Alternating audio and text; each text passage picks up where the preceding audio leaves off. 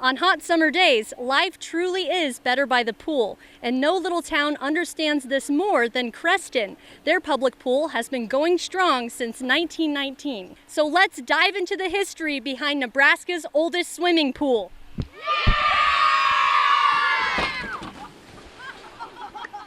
You may remember this M29 Weasel from when it rolled into the Nebraska National Guard Museum this past winter. Now, after a facelift and an awesome paint job, it looks just like how it did when it came off the assembly line in 1945. Benny Wrinkle was born on the 13th of August, 100 years ago. God, it's cold out here.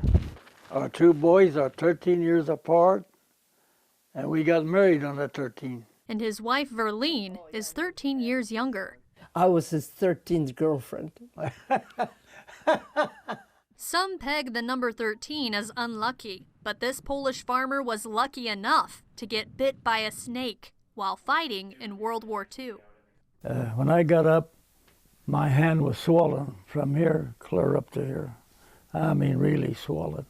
He spent time away from the infantry to recover in the med bay. They put me on penicillin, and I took 36 shots of penicillin to clear the venom. Then his captain picked him up to bring him back to the front lines of the Philippines. And he said, your platoon was completely wiped out. So if you'd have been there, you'd have been a goner too. We wait for the sun and for the curtains to rise for this yearly performance. We could first hear them,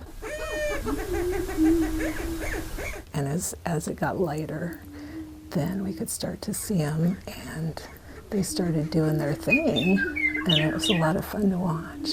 The males are known as the drummers of love. The dance kicks off with a short run, then the bird stamps his feet rapidly.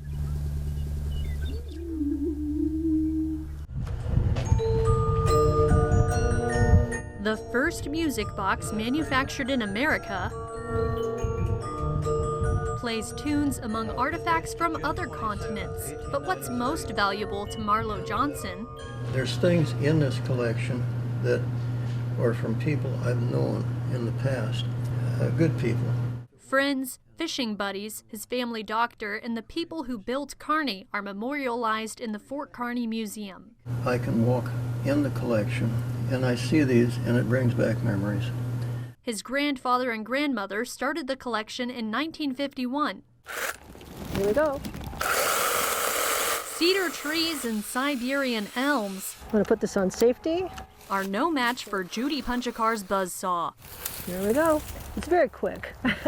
She doesn't like how they take over shelter belts put in place by her father. But it was his effort to start the windbreaks and start a place for wildlife that resonated with me.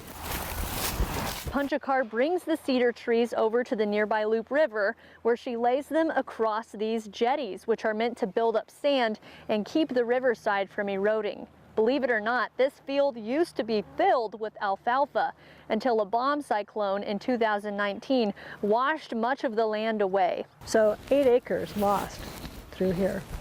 Instead of crops, this Howard County farmer plants native trees, wildflowers, and berries.